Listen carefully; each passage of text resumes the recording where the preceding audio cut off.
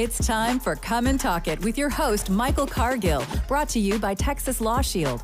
Over the last decade, Michael has championed and supported the rights of law-abiding Texans to own and use firearms. He is the owner of Central Texas Gun Works, a veteran of the United States Army, and has achieved national exposure in such prestigious media outlets such as Forbes Magazine, Fox Business News, CNN Money, AOL, BBC World News, Huffington Post, and the New York Times. Cargill vigorously defends lawful gun ownership in this country without regard to party politics. And now, here's Michael Cargill. Good day, Austin, Texas, the live music capital of the world. Let's praise the Lord and pass the ammunition. All right, so today, you know what I want to discuss? I want to talk about the ATF Worksheet 499. So we're going to have Edwin Walker. He's the principal attorney for Texas Law Shield and also U.S. Law Shield.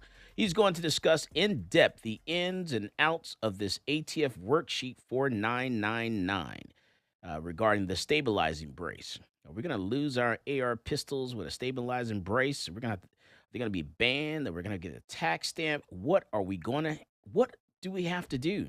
What's going to happen? Also, Nancy Pelosi's husband needs a gun, and the Austin Police Department's gun buyback was a complete waste of time, as usual. So we're going to talk about that. Man, it's very sad. No one should be subjected to violence. No one should be attacked. You should feel safe in your home. That's why in Texas, we have what they call a castle doctrine. So if someone enters your home unlawfully, tries to remove you from your home unlawfully, you can use force, a deadly force, to stop them.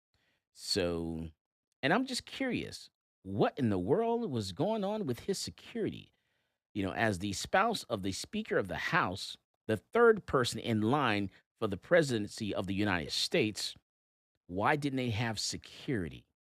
Just curious. What's with the alarm system? Why didn't they have a gun? Never mind, it's California. We know why. But first, you know what? I want to talk about this ATF Worksheet 4999. What's going to happen with that? Are we going to lose our stabilizing brace? So let me bring into the conversation Edwin Walker. He's a principal attorney with Texas Law Shield and U.S. Law Shield. Edwin, welcome to Come and Talk It, sir.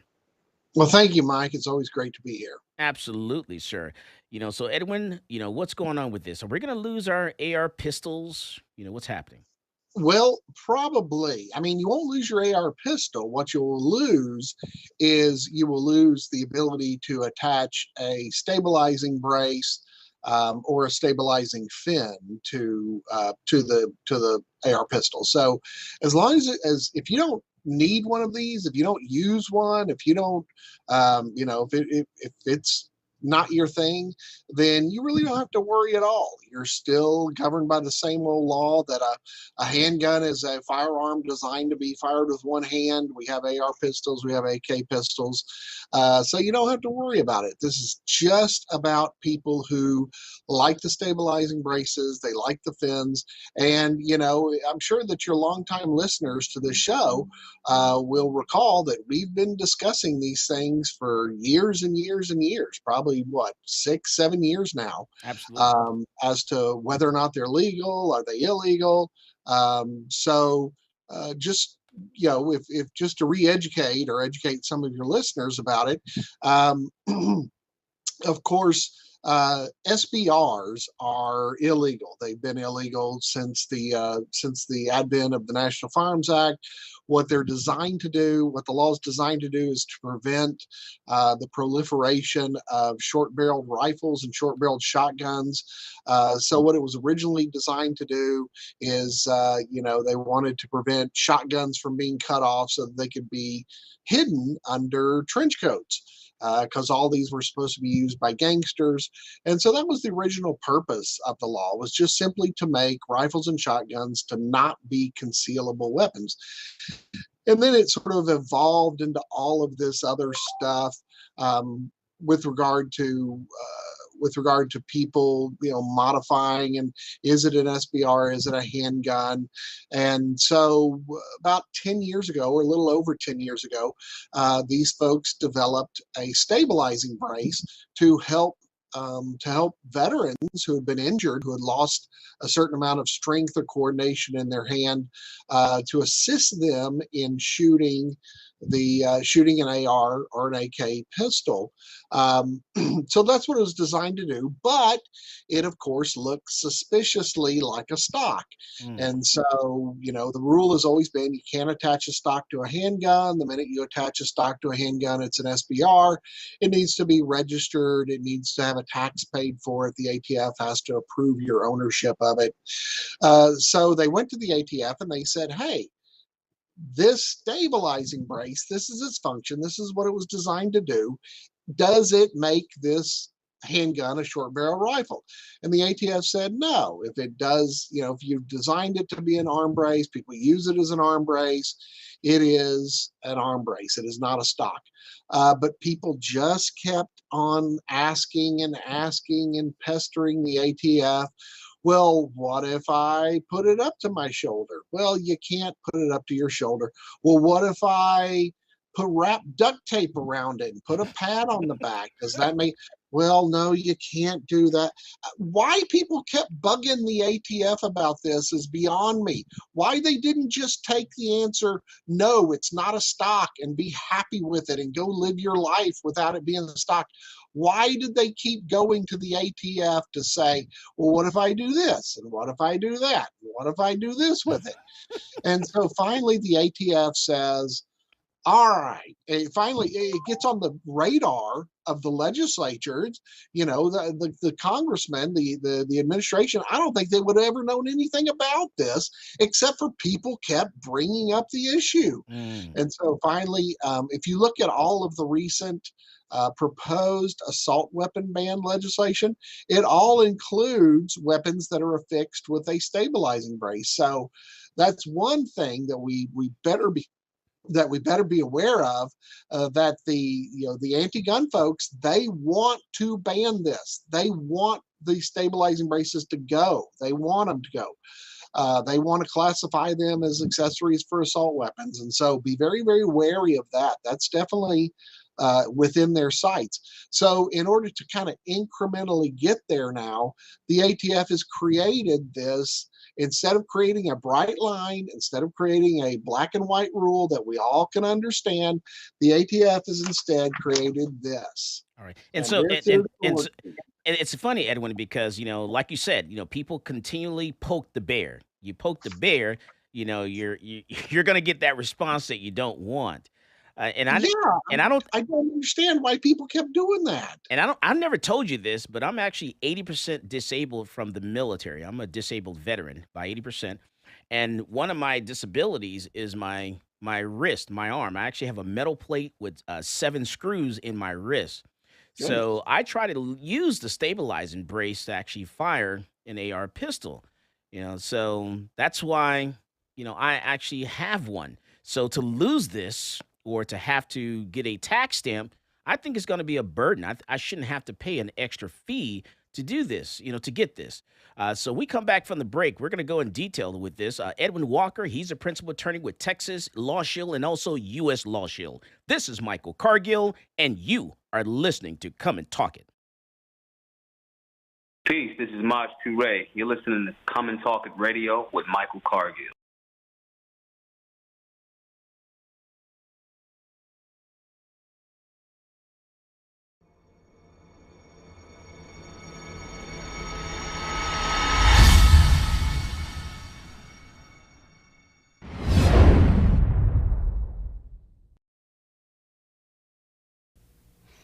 Hello, my name is Edwin Walker. I'm an independent program attorney with Texas Law Shield. I want to talk to you today about an issue that we see on a daily basis. In fact, you yourself will encounter it on a daily basis, and that is the subject of road rage.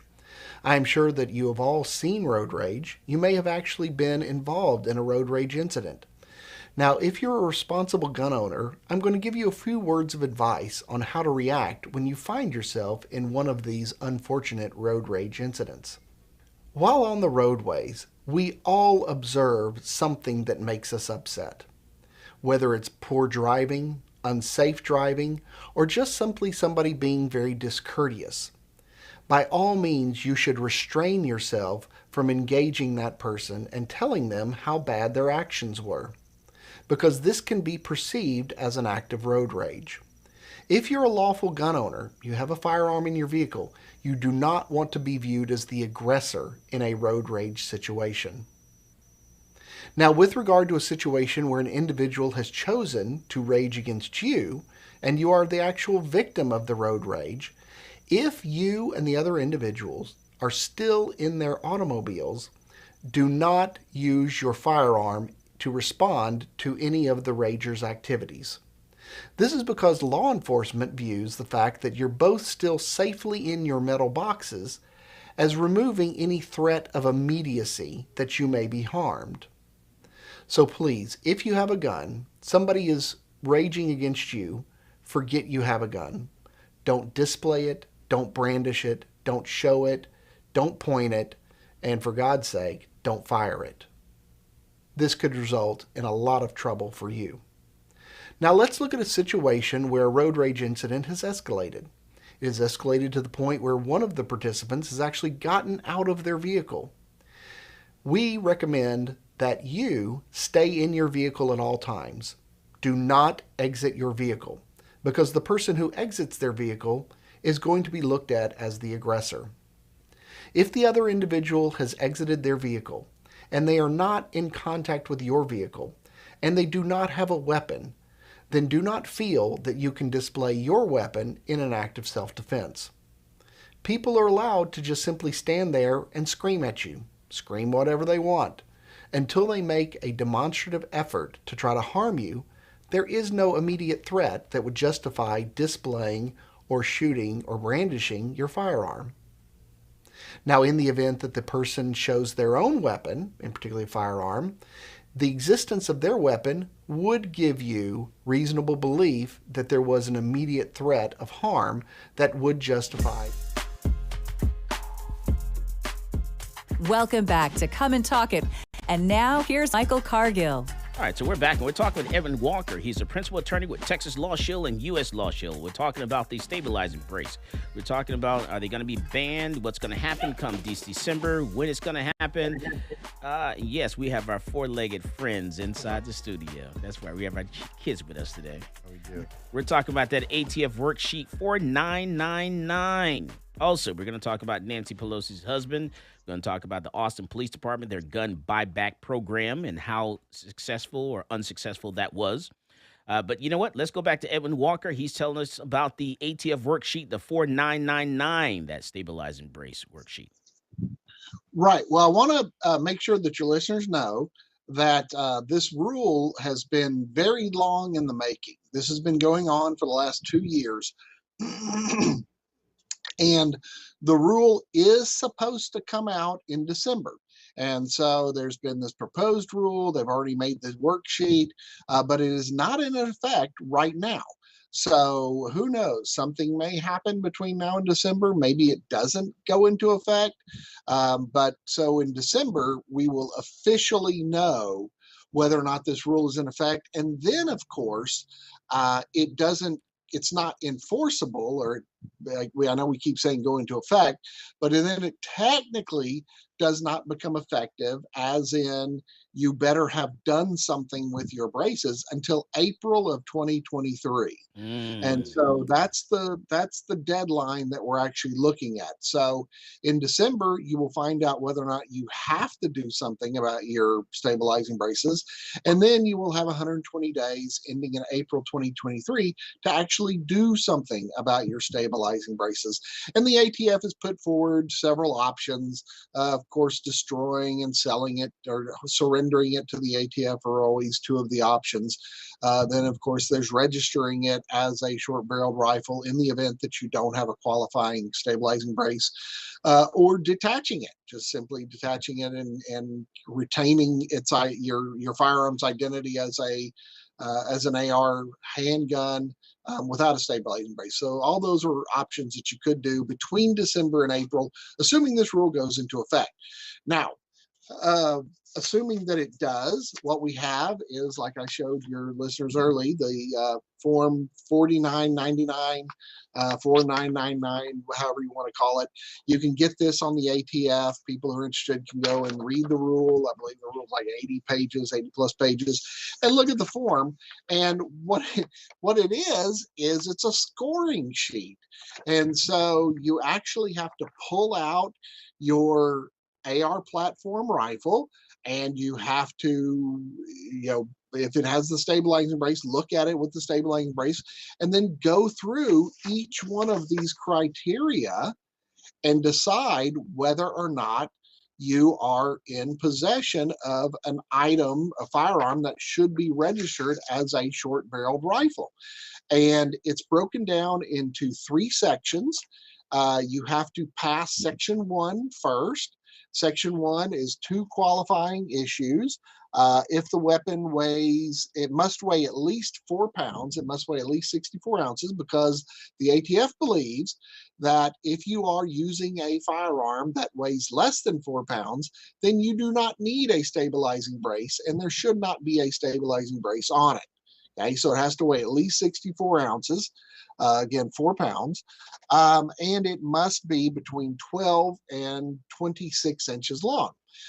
If it's over 26 inches long, then you have a regular rifle, depending upon how long the barrel is. And if it's under 12 inches, then again, you should not have a stabilizing brace on it. You can shoot a 12-inch gun without the necessity of a stabilizing brace. So those are your 2 what they call qualifying questions. So if you have to meet those 2 before you even go on to section 2. And section 2 actually examines the arm brace itself, and they score this, and you have to get 3 points or less. So however you want to say that. If you get 4 points, you're disqualified. So if you have 4 points or over, you now have an SBR. If you have 3 points or less, then you have a handgun with a proper stabilizing brace. And so you look at the characteristics of the stabilizing brace, how it's designed, what is the rear surface area, what is its adjustability, what is its stabilizing support. And it's got several things that you read. Some of them are unclear, some of them are very clear, some of them are ambiguous. Like one of the kind of interesting ones with regard to surface area is that pardon me, does the surface area, does the device incorporate features to prevent its use as a shouldering device? And so I'm curious as to what that is. What does that actually mean? Does that mean that it has spikes on the back? Does that mean it has razor blades on the back? What exactly is the design that discourages its use as a stabilizing brace? And then, of course, you have the opposite of that. You have, does it have material that's been added to increase the rear surface area for shouldering? So have you put a pad on it? Have you, built some sort of additional buffer that's on it? And each one of these, of course, has a point assigned to it. And you go through the entire list and you actually write down your points. And then at the bottom of section 2, you add up those points. And if your points are 0 or 1 or 2 or 3, then you're able to move on to section 3. If, of course, your points total 4 or higher, then you do not move on to section 3. You do not pass go. You instead pay $200 to the ATF to register it as an SBR. So now that's just with the device itself. That's just with the stabilizing brace itself. Now the next section is whenever you look at the weapon as a whole, and you start from 0. Okay, so you get to have up to 3 points for section 2, and you get to have up to 3 points for section 3. So it's not 4 points total cumulative for both sections. You can have up to 6 points cumulative, but you cannot have more than 4 in any particular. You cannot have 4 or more in any particular section. And so again, you look at the criteria that they've given you with the length of pull. Now, the length of pull is the distance between the middle of the trigger and the furthest locked position of the stabilizing brace.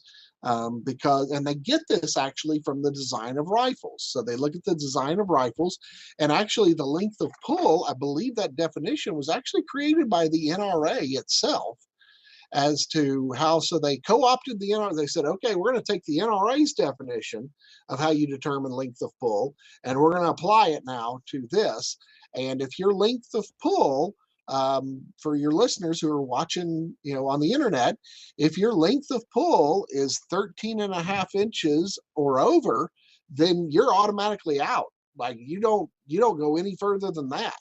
So your length of pull has to be under 13.5 inches in order for your weapon to stay in the game of possibly being a legal handgun with a legal stabilizing brace on it.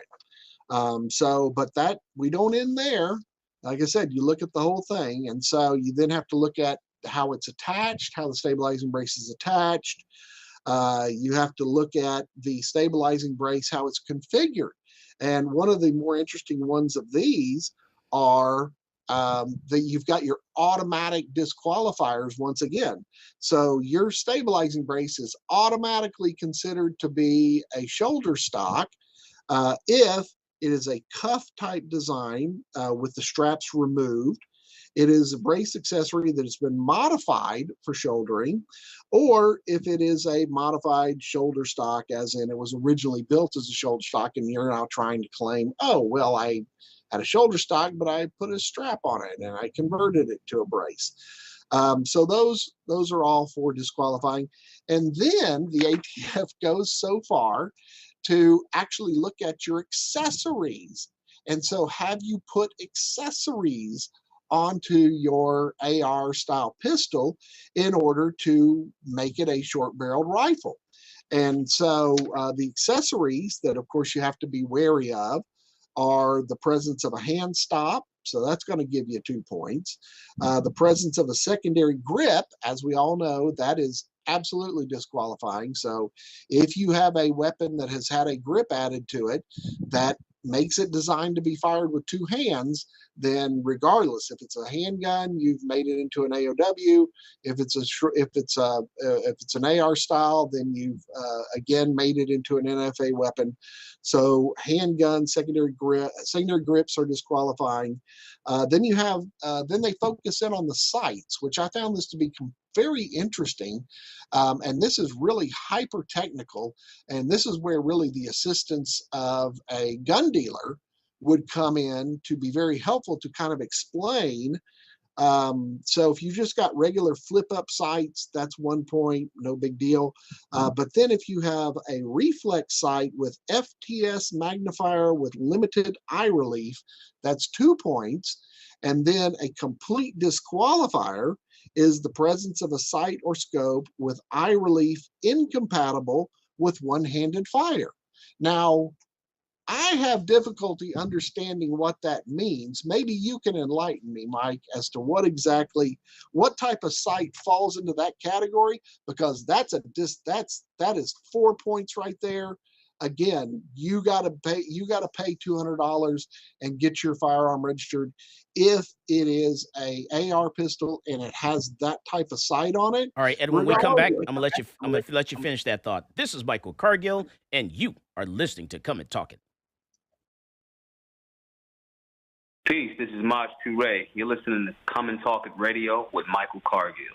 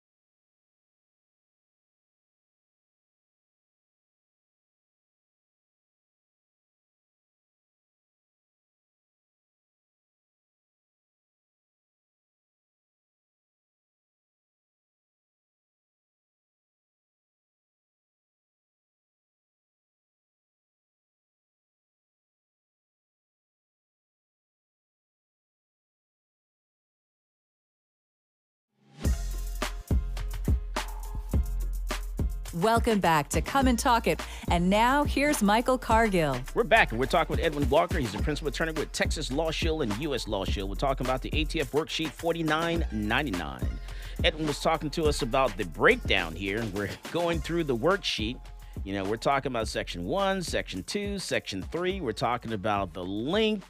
You know, we're talking about, I'm confused. That's what we're talking about.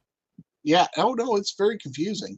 And like I said, I can you, as an experienced firearm seller, tell me and the listening audience what is a sight or scope with eye relief incompatible with one-handed fire? What is that? I don't know what that is. Yeah. Don't know. So, so that's what I'm saying is that is disqualifying. I mean, that's like, it doesn't matter what, you could have the world's most perfect setup for being a handgun, an AR handgun with a proper stabilizing brace. But if you've got this sight on there, you're out.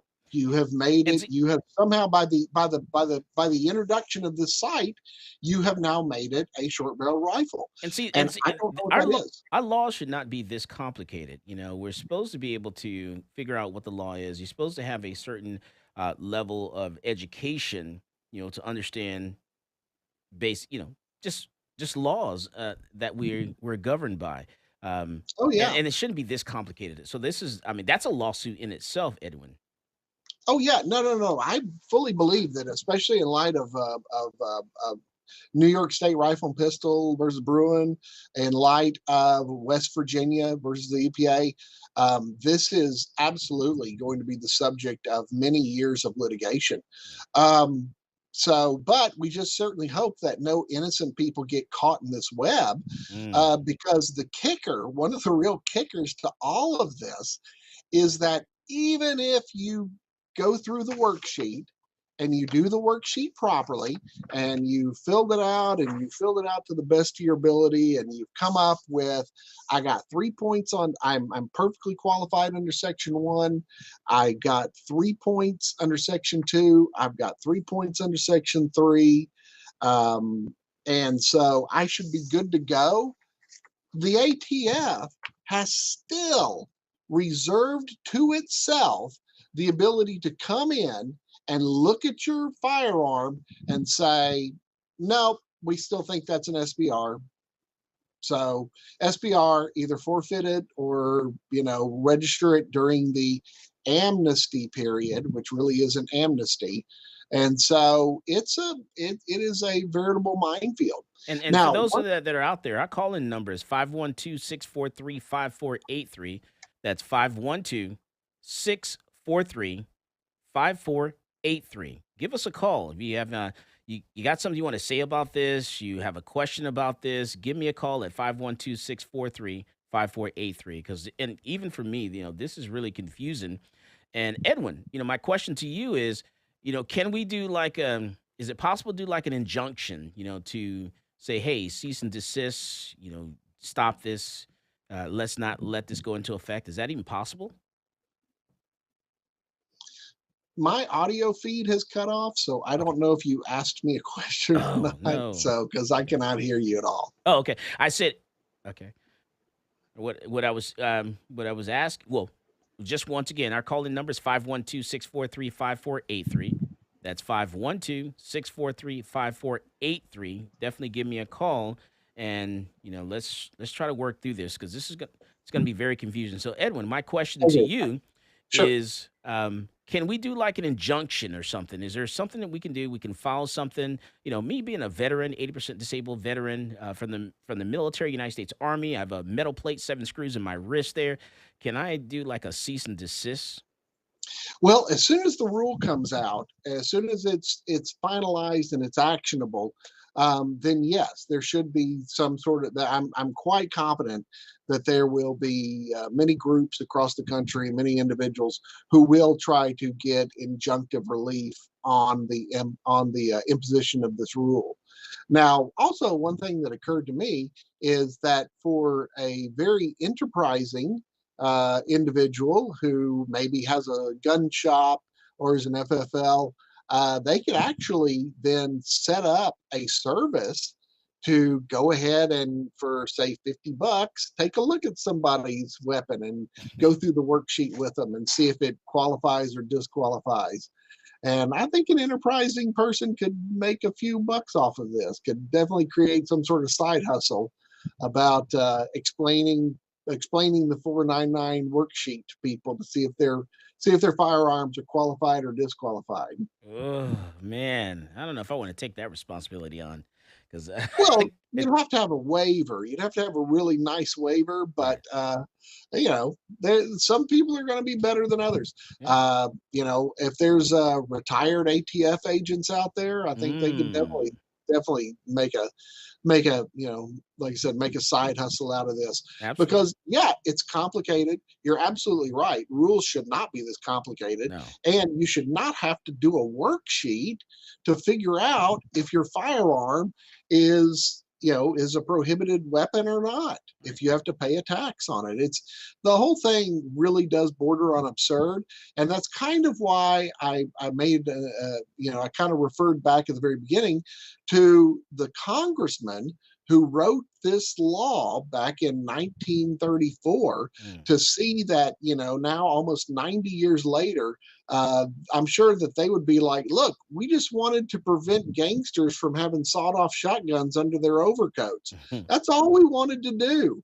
And now it has turned into this ridiculousness. Wow. All right, let's go to our phone lines there. Let's go to Adam from Austin, Texas. Adam, you're on with Come and Talk It. How's it going, Michael? All right, Adam, how you doing? I'm doing pretty good. What you got for us?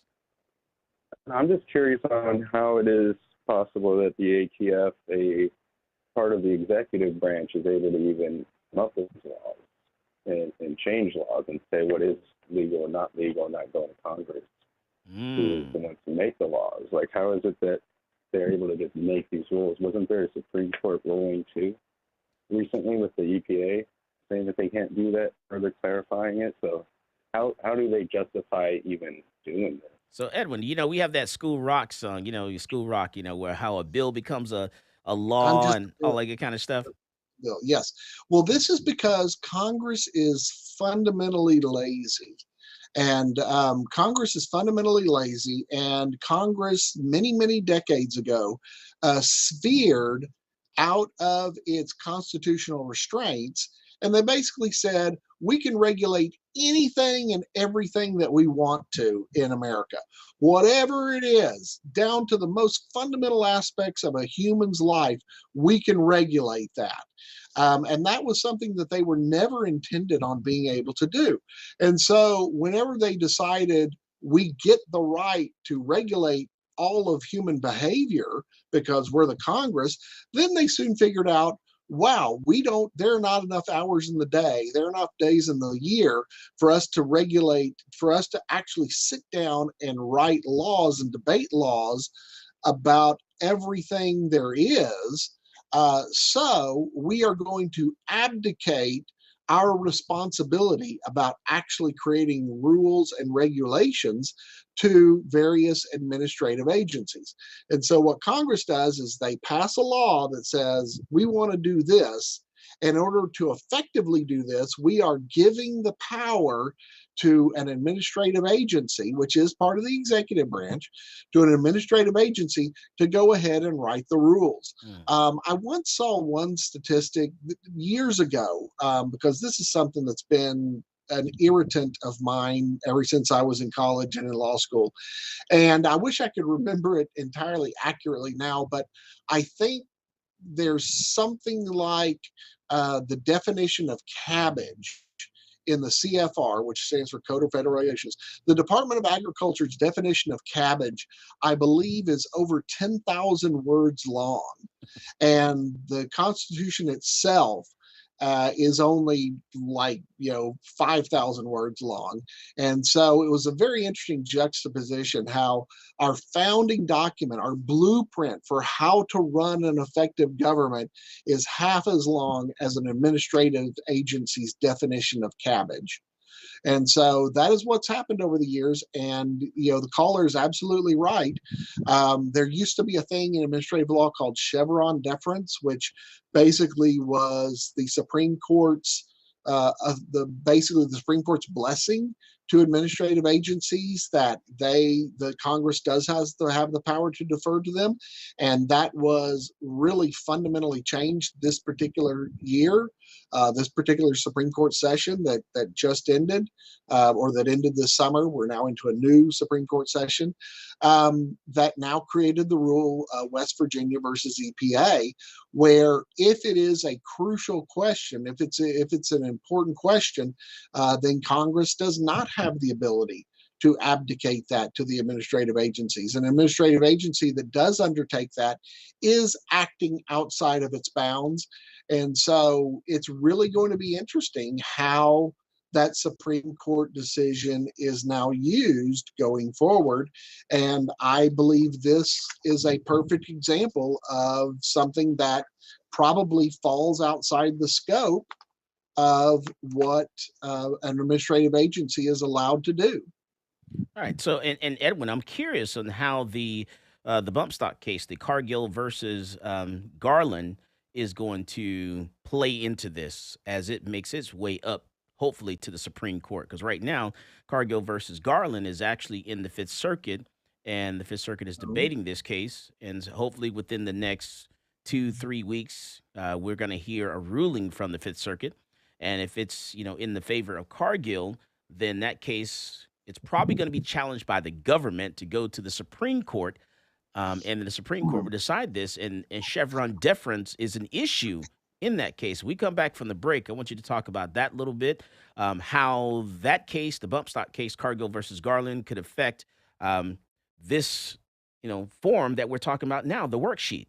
We come back from the break. We're talking about this and more. You're going to learn today. This is Michael Cargill, and you are listening to Come and Talk It. Hi, this is Stephen Williford, the Barefoot Defender. I get my global gun news from Michael Cargill at Come and Talk It.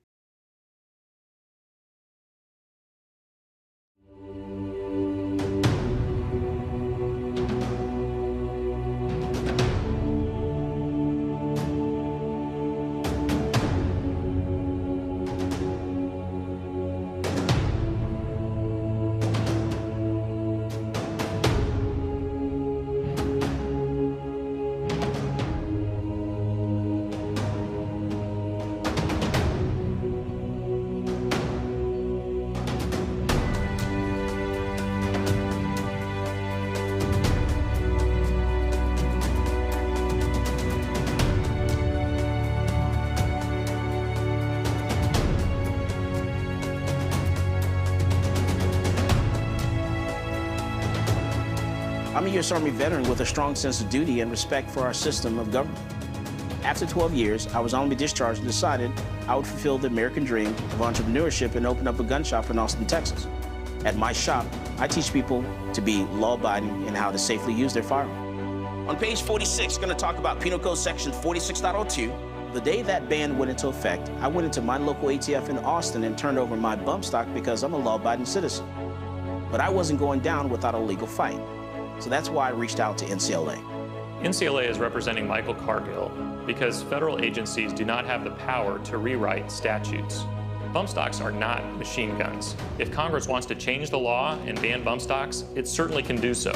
But we can't have the executive branch rewriting a statute and putting people in jail for up to 10 years. It's a problem because, this government agency has said, something that is legal is now illegal, and we're going to confiscate it from you, and we're not going to compensate you for it, and you're going to become a criminal. The goal of our case here is to tell the ATF that they can't get away with this kind of administrative lawmaking. This isn't constitutionally permissible, and this goes against everything that our nation was founded on. The bump stock ban turned innocent law-abiding citizens into criminals overnight, even though they were compliant with the statute. And that's not right. This case is not about where you stand on bump stocks. It's about the rule of law. It's about whether an agency can rewrite a statute and turn a law-abiding citizen into a criminal. If the ATF can ban bump stocks, any agency can ban anything.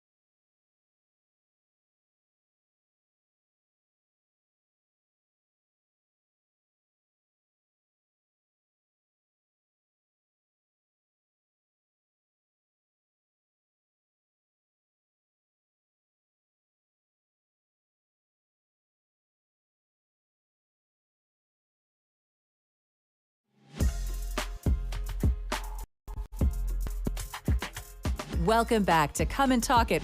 And now here's Michael Cargill. All right, so we're talking with Edwin Walker. He's a principal attorney with Texas Law Shield and U.S. Law Shield. We're talking about the ATF Worksheet 4999, the stabilizing brace. And I was asking Edwin about the bump stock case and how that's going to affect the stabilizing brace and this worksheet, the ATF Worksheet 4999, because there are two bump stock cases that are still out there that are moving forward. One of those cases is the McCutcheon versus USA, and the other case is Cargill versus Garland. Now, the McCutcheon case, that's a little different case. The plaintiffs are not seeking to overturn the bump stock ban. Rather, they contend that the government is required under the Fifth Amendment to the Constitution to compensate them for taking away their bump stocks. So they're basically just looking for compensation for losing the bump stocks. And that's the McCutcheon case versus the United States government.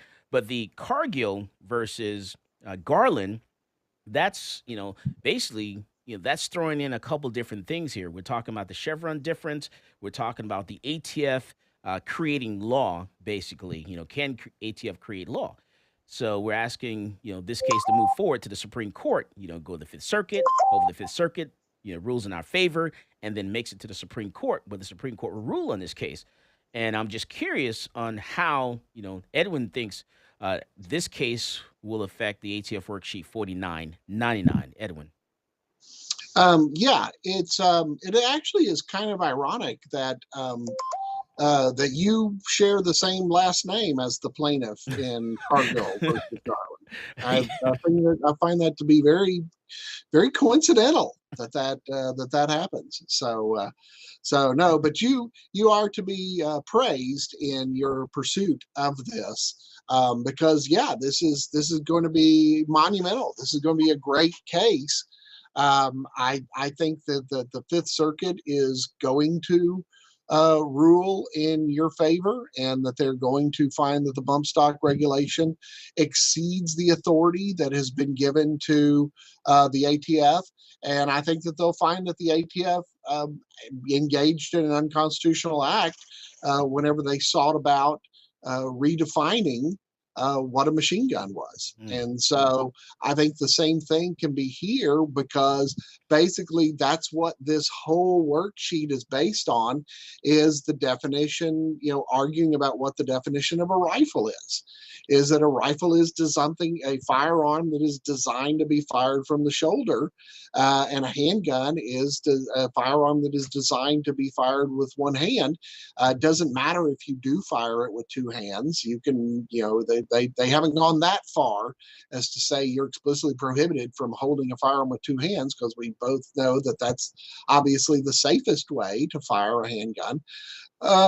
So this is, you're dealing with an agency who has exceeded the scope of its authority, who has basically adopted these issues to take on. And that's the weird thing about it, is that this is not a directive from Congress. This is not Congress saying, passing a new law that says, hey, ATF, tell us whether or not bump stocks should leave. This is a directive from the executive.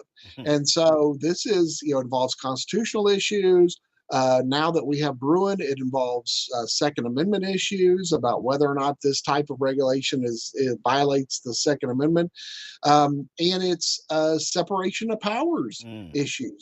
Does the administration, does the executive branch have the authority, the constitutional authority, to basically take a law that has been in existence since 1934, since 1968, and re-examine it? It's been around, even the 1968 Gun Control Act has been around for over 50 years. So after 50 years, it needs to be re-examined to tell us what is and isn't a firearm designed to be fired from the shoulder. No, I think that this clearly, if the Supreme Court continues on the trend, and if the lower courts, the circuit courts, follow the Supreme Court's lead that has been set out this past session with regard to, like I said, West Virginia, with regard to a couple of Medicare cases that were decided, and they want to they want to try to rein in these kind of rogue administrative agencies, I think the ATF is definitely going to be at the top of the list. Mm, mm, mm, mm. All right. So, and once again, our call-in number, folks, if you got a question for Edwin, is 512-643-5483. That is 512-643-5483. Come and talk it. All right. So Edwin, what else is? So this is the worksheet, the $49.99. This whole form here is going to go into effect. You're saying in March, if nothing In April. In April. Okay, in April, if nothing surprisingly happens. Correct. Yeah. So like I said, this process has been an extraordinarily long process. They were assuming that rules were going to come out in August. They didn't. There's a proposed rule. So the way that rulemaking happens is that the administrative agency creates a rule. They take comments on it. They review the comments. They decide which comments are good, which are bad. Do they alter the rule? Then they take this all under advisement, and basically the administrative agency goes back into their star chamber and they fix things the way they want them to be, and then they put out this final rule. And so the final rule comes out and they're like, this is the way the rule is. And of course it does, fortunately it allows, there is a time period where people who are outside the rule, as in they are in violation of the rule, they have 4 months or 120 days to bring themselves into compliance with the rule before they can be charged with a crime. So, And all right. So what does that mean? Does that mean that's starting April, or that means by April? So that means by April. Gotcha. And Okay. so right now we're dealing with the proposed rule. So we're looking at the proposed rule. The proposed rule contained this worksheet. We're all talking about, how do we comply with the rule? And then in December, we will find out the answer. December, they will either say the proposed rule is actually the final rule. They will say we revised the proposed rule to make additions or take out pieces. Pardon me. Or they may decide. All right, and real quick, Edwin, I'm gonna go to the phone lines there. We got Billy from Round Rock. Billy, Round Rock. Go ahead, Billy. How's it going, everybody? Michael, thank you so much for this information. This is extremely timely and important, and thanks for always being a voice for gun owners. A couple of things. First of all, I think, and you can correct me if I'm wrong, but when they were talking about that eye relief scope earlier, the first thing that came to my mind was when hunters, use revolvers, and they use those little, I think it's 2x20 or 3x20 type scopes.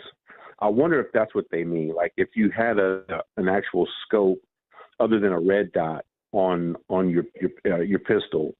If they mean something like that would make sense at arm's length versus, let's say your basic 1-4 or 1-6, by 24, LPVO. Right. I'm just wondering if that's what they mean by that. And I'll, in a second, I'll let you clarify that. Okay. But my question for Edwin, and he sort of was alluding to this a moment ago about, the whole impetus for ATF going after braces like this. Clearly, this is coming from the Biden administration, or at least I think it is. But the root of it, I'm still not sure about. So, I would have to think in my mind that they're thinking somehow, some way that doing this makes people safer somehow. But I just can't make sense of why they think that. If I've got a pistol AR or an AR pistol that would be considered, it would score all the points on that little sheet, and so I either remove the brace or I decide to SBR it. So I pay $200. I still have the thing, right? So who's being, who are they looking out for is the question. And I'm sorry to be so long-winded about that, but as you can tell, I'm probably frustrated. A lot of us are frustrated.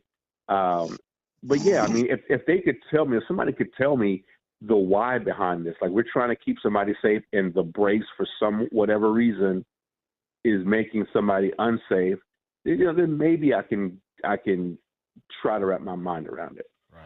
All right. And I'm going to let Edwin answer that question on the other side of the break there. But hold on, Billy, don't go anywhere, because I think you're right, because by doing this and changing these laws affect a certain group of people. We're talking about, the poor, the middle class, the poor and the middle class, because they're the ones that can't afford the tax stamp, go through the process and all that kind of stuff, get the Form 4 and do the fingerprints and all that stuff and pay the $200 fee, to get these items. So they're targeting a certain group of people for sure. And maybe that's what it is. But we'll find out. We come back from the break, what your thoughts are, what Edwin has to say about that as well. This is Michael Cargill, and you are listening to Come and Talk It. Hey, this is AWR Hawkins, Breitbart News, and you're listening to Come and Talk It with Michael Cargill.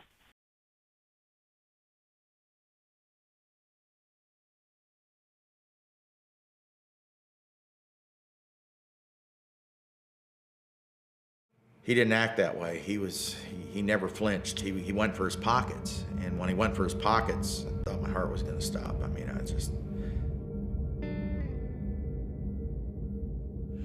Hi, my name's Jerry. The incident we're going to talk about took place in early March of 2017. It started back about 3 years ago. We had a fella in the neighborhood that nobody really knew.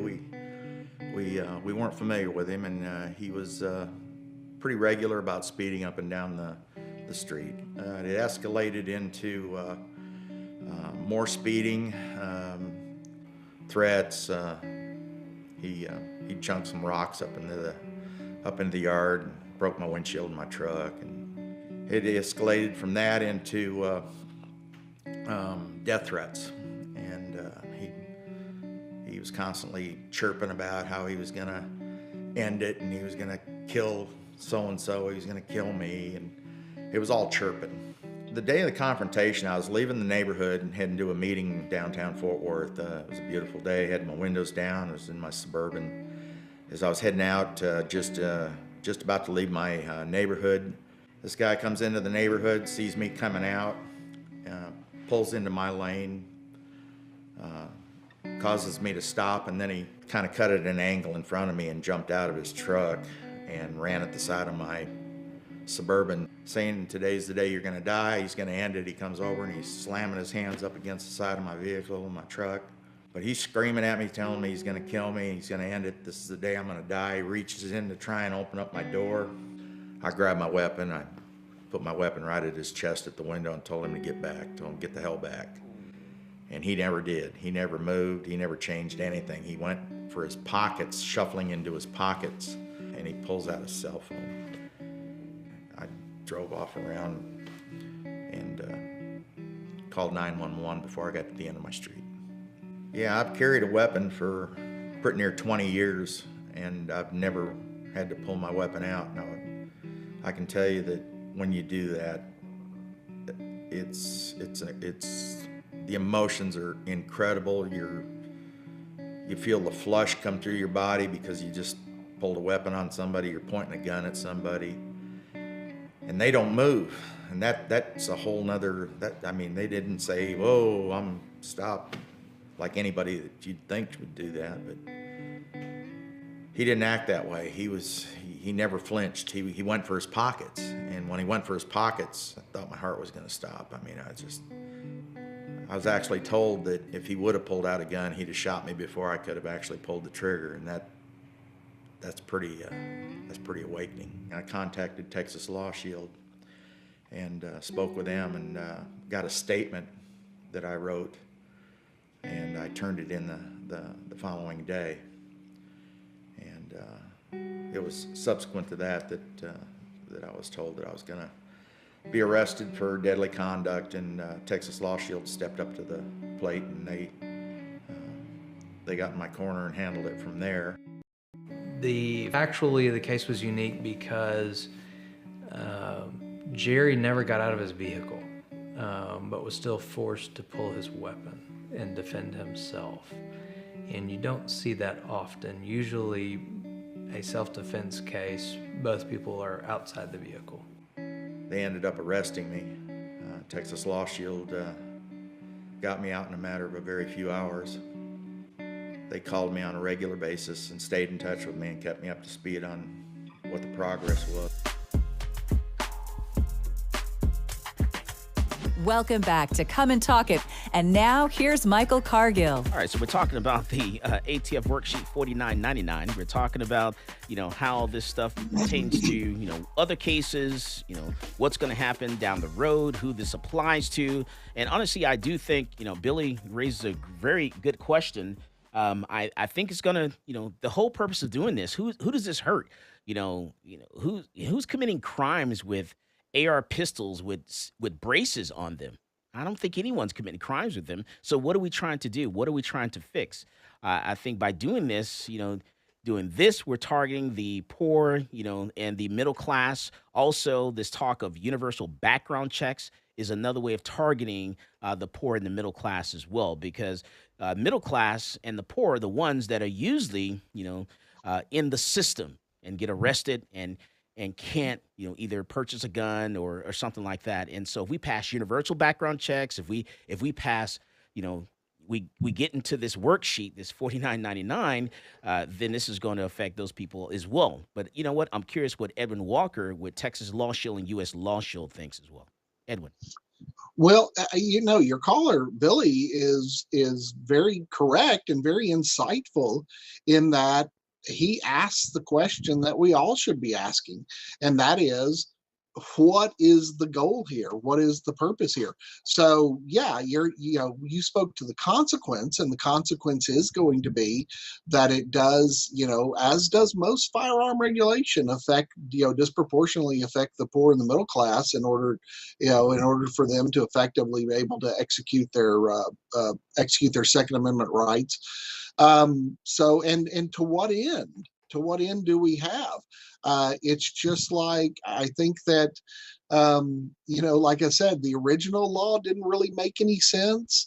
Short barrel rifles are not more deadly than regular rifles. Short barrel shotguns are not more deadly. They just simply are concealable. And that was, with the proliferation of handguns, concealability really is a non-issue in a lot of these. And so if you look at what, if the original purpose was to help eliminate concealability of rifles and shotguns, how does going after the stabilizing brace, or going after the people who use or attempt to use the stabilizing brace as a stock, what is the safety question? What is the safety concern? Because there hasn't been a proliferation of crimes committed with short barrel rifles, and I think this is just simply a shift in the anti-gun culture, the anti-gun philosophy, because years ago, keep in mind that up until the mid 90s, I would say, all gun control legislation or all gun control advocacy was focused on handguns. The scary bugaboo firearm that was going to bring down Western civilization in 1970 was the Saturday Night Special. Was a cheap handgun that somebody could use to kill somebody. I mean, Leonard Skinner wrote a song about it. It appeared on the cover of Time magazine, on the cover of Life magazine, as being the most dangerous weapon in America. And so, as that did not really come to fruition, of course, the anti-gun folks had to move their alarmist rhetoric to something else, and it focused then on assault rifles or assault weapons. And you know how much I hate using that word, because it doesn't make sense. It's a made-up word. It's a made-up anti-gun word. And so I think that the way that it sort of progressed is that if assault rifles are not scary enough, then of course they have to turn their attention to assault pistols.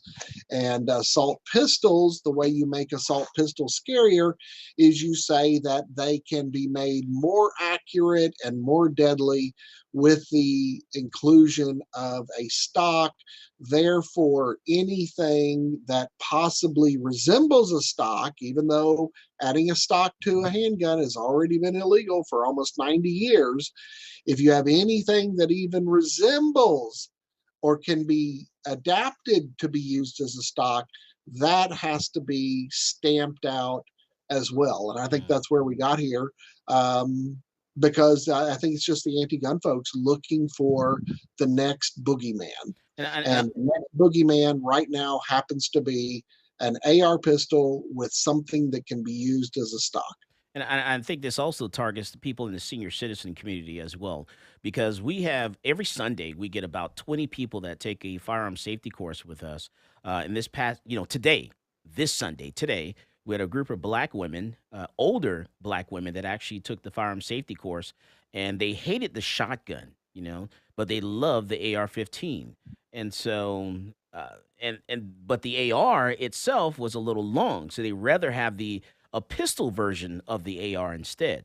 And with them being older, having a brace makes it a little easier for them, because as we get older, it's kind of hard to pull, slides back. It's kind of hard to, pull the charging handle, things of that nature. But with a brace where you can stabilize yourself, and hold the pistol, the AR pistol, and then you can pull the charging handle a little easier that way as you get older, with arthritis and things of that nature.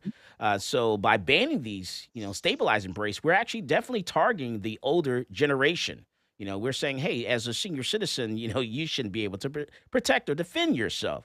And these ladies were definitely drawn toward the AR pistol more so than they were a shotgun or any other firearm at all. They didn't even, the handgun, they liked the AR pistol better. And so they were trying to get AR pistols and a suppressor. These were older black women, and this is what I've been dealing with, in the last 2 years. Oh yeah. Well, that's the thing about it is that if you look at these practically, if you don't bring any kind of political or anti-gun bias to it, both the stabilizing brace and the suppressor are safety features. They're actually something that makes a firearm more safe than of course the left wants to say it makes it more deadly, but it actually makes it more safe. Stabilizing brace does, it does allow people to defend, weaker people to defend themselves. Okay, we lost Edwin there for a second. We'll get him back here in a minute there. Edwin, if you can hear us, we can't hear you. And then Billy, let me go and address another portion of your question there. Billy, you said, Michael, wouldn't the scope that wouldn't allow clear view at arm's length, thinking how revolver hunters use those 3x20 scopes with a 14-inch eye relief? I think you may be right about that. I'm going to have to talk with Matthew, my gun nerd at the office there, and talk about that and see if we can put our heads together and see if we can figure out what the ATF is talking about, and also make a couple phone calls to the ATF and see what they have to say, about that. So that's another great question there, Billy. I don't know if you're still on with us. Yeah, you're still there. Can you hear me there, Billy? Here, and I don't want to hold the line. I'll let other people call in, but I just wanted to say that Edwin made some great points, as did you. Someone in the comments mentioned how, there might be an ADA issue with this. I think they might be on to something, as well as, this being, of course, as everybody knows, the stabilizing brace was created for, our wounded veterans. And then you brought up the issue of class. So you've got elderly, you've got the disabled, including veterans, and you have low income to moderate income individuals. That's right. I think you might have another lawsuit, bro. That's right. Yeah, absolutely. Thanks. And have a good one. And I think, yes, sir. Thank you very much. I'm getting up there in age too, Zach. I'm 53. So. You are, yeah. When the first class was waiting for you, they said, "Oh, we're gonna have to put out an amber alert," and I said, "No, you got to put out a silver alert." See, that first class was rowdy. They were kind of rowdy. They were definitely rowdy. They showed up like I guess 2 Sundays in a row at 8 o'clock in the morning. They were excited about going to the range and They shooting. were. And it was the F1 weekend. I was like, I'm sorry, ladies. And I see these ladies, outside the building there at 8 o'clock in the morning on Sunday this past weekend. It's like, unfortunately, this is the one weekend we're not doing a firearm safety course because of the F1 race. And our gun range is down, that road there. We don't want to get caught up in traffic. And so they were out there for a good hour, and I woke up and saw them out there. It's like, oh my goodness, we have people waiting on us, to get into the shop. So I, talk to them through the speaker, and then I figure out who they were, call them on their cell phone there, and say, I'm sorry, you guys are there the wrong weekend. It's next weekend. So they were excited. They actually hung around for a whole hour waiting for us to open the door so they can get in to go, to have a class and go shoot. That's how excited these people were. Excited, and in administration, this current administration wants you to think that people in the black community, are not, don't like firearms, not interested in firearms. That is far from the truth, because these young black ladies, older black women, instead of going to church, wanted to come on Sunday to a firearm safety course to praise the Lord and pass the ammunition. We come back from the break. We're going to talk about this and more. This is Michael Cargill, and you are listening to Come and Talk It. This is Brittany Glaze, and I get my global gun news from Michael Cargill on Come and Talk It.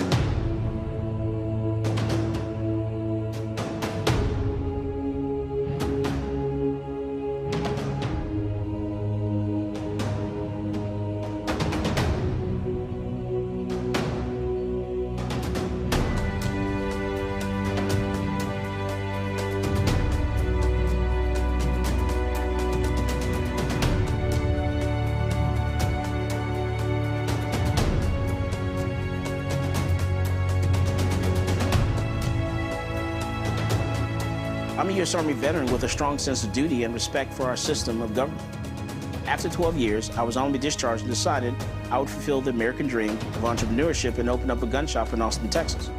At my shop, I teach people to be law-abiding and how to safely use their firearm. On page 46, going to talk about Penal Code Section 46.02. The day that ban went into effect, I went into my local ATF in Austin and turned over my bump stock because I'm a law-abiding citizen. But I wasn't going down without a legal fight. So that's why I reached out to NCLA. NCLA is representing Michael Cargill because federal agencies do not have the power to rewrite statutes. Bump stocks are not machine guns. If Congress wants to change the law and ban bump stocks, it certainly can do so. But we can't have the executive branch rewriting a statute and putting people in jail for up to 10 years. It's a problem because, this government agency has said, you know what, something that is legal is now illegal, and we're going to confiscate it from you, and we're not going to compensate you for it, and you're going to become a criminal. The goal of our case here is to tell the ATF that they can't get away with this kind of administrative lawmaking. This isn't constitutionally permissible, and this goes against everything that our nation was founded on. The bump stock ban turned innocent law-abiding citizens into criminals overnight, even though they were compliant with the statute. And that's not right. This case is not about where you stand on bump stocks. It's about the rule of law. It's about whether an agency can rewrite a statute and turn a law-abiding citizen into a criminal. If the ATF can ban bump stocks, any agency can ban anything.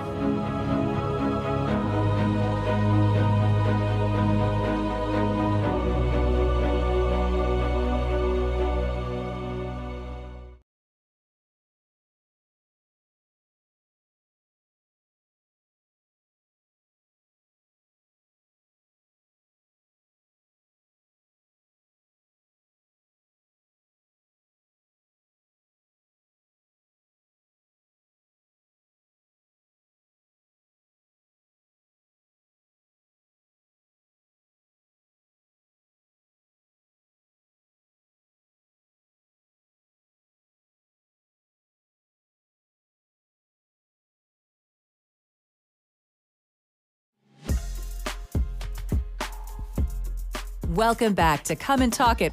And now here's Michael Cargill. Man, I'm telling you, if you don't get a chance to come to Central Texas Gunworks and attend our comedy show, every third Saturday of the month, we have a comedy show called Guns and Giggles. We have free pizza, free beer, courtesy of Texas and U.S. Law Shield, that is. So, so come on over to Central Texas Gunworks on the third Saturday of the month. Enjoy some comedy, guns and giggles, and some free pizza and some free beer. You know why? Because if you have your license to carry handgun, as of September 1st of 2021, you're carrying a firearm, you got your license to carry a handgun, you can be at least .08, the legal limit. Without a license, you cannot be intoxicated at all. So come on over to Central Texas Gunworks and enjoy some comedy, have some pizza, and have a beer. Only in the gun store in Texas. Dilly dilly. Dilly dilly. Dilly dilly. That's right. All right, so let's talk about Nancy Pelosi. Let's see. All right, so Nancy Pelosi. Frankly, I don't care what the Republicans say.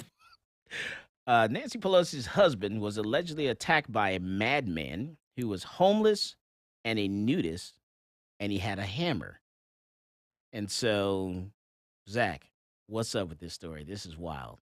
Are you asking me? I don't know about no nudist with a hammer. You know something about the nudist and the hammer. Hammers are usually one of the most deadly things out there. More people die. Well, they kill more people than ARs. That's right. They sure do.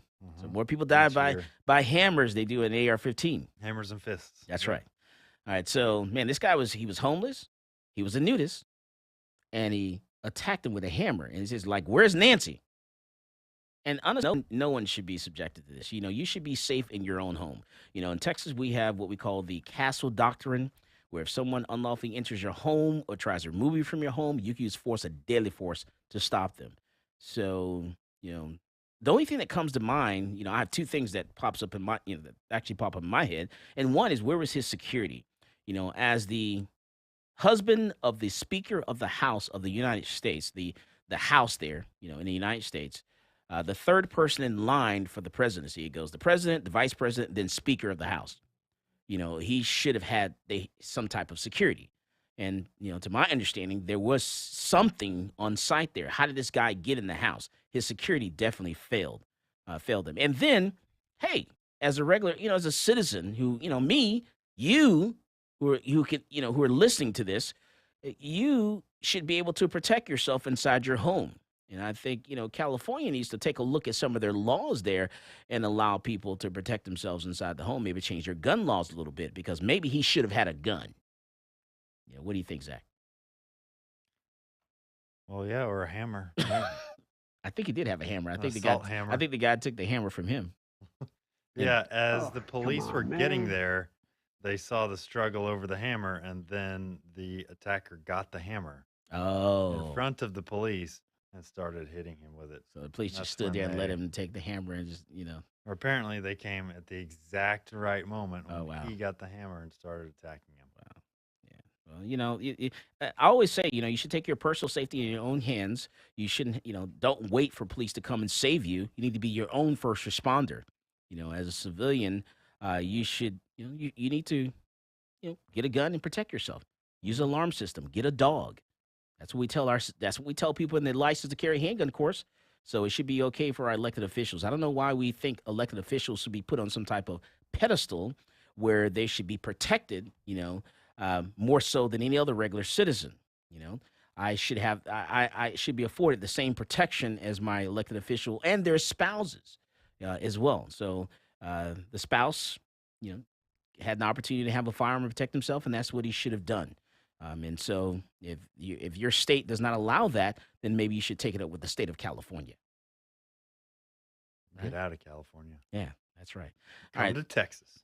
Come to Texas, the Lone Star State. We have a castle doctor. We also have a stand your ground law here. All right, so let's go down these stories real quick. All right, so. And we have a start the fight, lose the fight clause. I like that too. So another person was shot again in downtown Austin, Texas. Again. Okay, so another shooting, which is downtown Austin, literally a block away from the police department. Okay. Another one? Another shooting. Are we at a new all-time high? With so actually far this year? Austin is one of the 5 safest big cities in the country. In crawling distance from the police department, he was shot and killed. Hey! I know. Okay. All right. Okay. I'm not supposed to say this. That's right. It's election season. That's right. It's early voting going on right now. That is not how we do things in the city of Austin. Right. So, yeah. So we're supposed to not talk about these things while early voting is going on because we don't want the election to be affected. We don't want you to change your vote from putting, the same people in office who are going to do the same thing, who are not going to hire more police officers and focus on training. That's right. All right. So, again, another homicide in Austin, Texas. 1 block away from the police department. Not even a block, less than a block away from the police department. You know what APD called it? You know how they classified it? What they classified it? It was a suspicious death. Oh, okay. All right. So, and then Seoul, Korea. Man, you hear about that? Dozens more unconscious partygoers carried out in a narrow back street with youngsters dressed like movie characters and overwhelmed in this crazy scene there in Seoul, Korea. Oh, stampede, right? Yeah, it's a stampede. So, like, how many people? I tell you, 153 dead. 150 people dead in Seoul, Korea. Man, that's crazy. And it's all stampede. Just by getting crushed. Not a hammer. Suffocating. Not a gun. 150 people, stampede, all died at the same time. Wow. In moments from each other. All right. Aggravated assault and murder of a baby in the womb. Man, did you hear about that story? And I'm going through this pretty quick here. So, a Texas man gets no jail time for beating his girlfriend and killing his preborn baby. So this is a very interesting story because this guy beats his girlfriend to a pulp. Didn't kill her, but he beat her pretty bad to the point that the baby that she was carrying eventually died days later after the beating. And so he got no jail time. And I want to say this is in Austin. Was it in Austin? Was it in Austin? Was it? Was it in Austin? No, it wasn't in Austin. No, wait up. Was it in Austin? Yes, it was in Austin. Ooh. Yes. So, there are some important people that we have in your city. One of your most important people, most important person in your city is going to be your sheriff. Your sheriff can keep the federal government out of the county. They're important. And then your district attorney, because they're the ones that prosecute. My name is Jose Garza, and I'm humbled to be your district attorney. Mm-hmm. And so you need to know who your sheriff and who your district attorney is, because those are the two people that control the county that you live in. And it's sad that this lady was beat to a pulp. Her baby died, unborn baby, eventually died days later. And he gets 0 jail time. That's what you're facing in Austin, Texas. And that's what's going to happen. This guy's going to be out in the street. He's going to date someone else, and he's going to graduate because there's no responsibility. There's no accountability here. There's no reason for him to atone for what he's done because no one held him accountable. So he can go on and do something else. Well, the whole modern stance, seems to be that the unborn child is not a life, right? Mm. So, which is it? How should it be classified, right? That goes against what this is Austin. This is Texas. Is it a life or is it just maybe it does cells? What is it? Maybe I have it opposite. I turned around a little bit. I guess they don't care. No, maybe that's why they don't care. Oh, well, let's move on to the next story. We shouldn't care either. All right, so moving on. All right, so the Austin Police Department gun buyback program. Did you check that story out? So those old guns, those old rusty guns from 1802. You got to see a picture of these guns. So Austin Police Department did this huge, humongous event, this buyback program. Community, come on in. We're going to take an entire day. We're going to let you bring in all your guns in a city of over 1 million people what 1.5? How many people we have in Austin in the surrounding area? 940,000. 940 in the city. And so, come on, bring in all your guns, and we're going to let you turn them in. We're not going to ask any questions. We're going to give you some money for it, for it and all that kind of stuff, and bring your ammunition as well. So how many guns do you think they got? How many guns did they get, Zach? Well, they get like 5. 11 guns. Ooh. One of them was a musket. 11 guns and 500 rounds of ammunition. I carry more than that in my car. Are y'all serious right now? This is a joke. Well, let me tell you. All right, so next week I want to. We're gonna find out hopefully what happens with a lot of these court cases that we're looking at, that we're following. Also, I want you to keep in mind of the McCutcheon versus USA. The plaintiffs are not seeking to overturn the bump stock ban. Rather, they just contend that the government is required under the Fifth Amendment to the Constitution to compensate them for taking away their bump stocks is all they're asking for. The case that we're following is going to be the Cargill versus Garland. That case there says, hey, the ATF can't create law. They cannot regulate. Only Congress can do that. As always, more guns equals less crime. You go out there and you buy yourself a gun. You've been listening to Come and Talk It with Michael Cargill.